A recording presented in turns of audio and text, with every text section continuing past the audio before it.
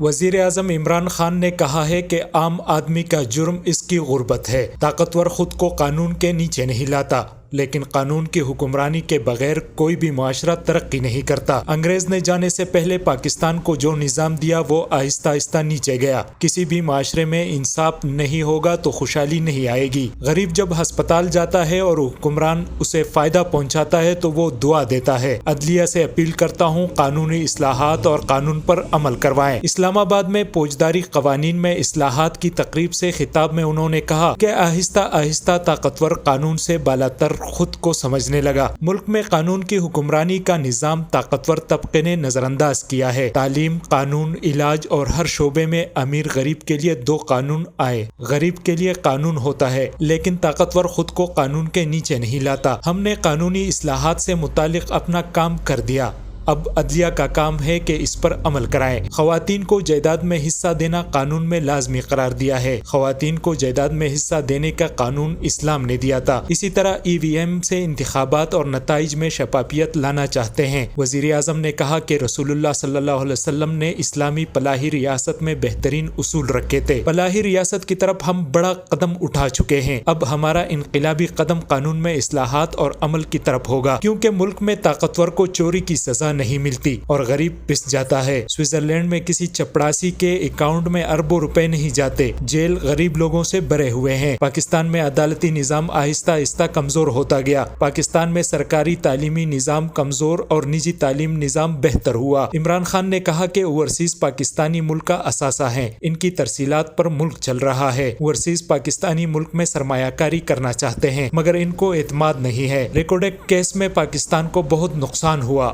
Record act case میں پاکستان کو جرمانہ ہوا اور معاشی نقصان برداشت کرنا پڑا۔ سیاحتی شعبے میں بیرون ملک قانون پر عملداری ہے، وہاں کوئی قبضہ گروپ نہیں۔ پاکستان میں قدرتی خوبصورتی بہت ہے، مگر قانون پر عملداری نہیں ہے۔ مظفر شاہ، MP نیوز۔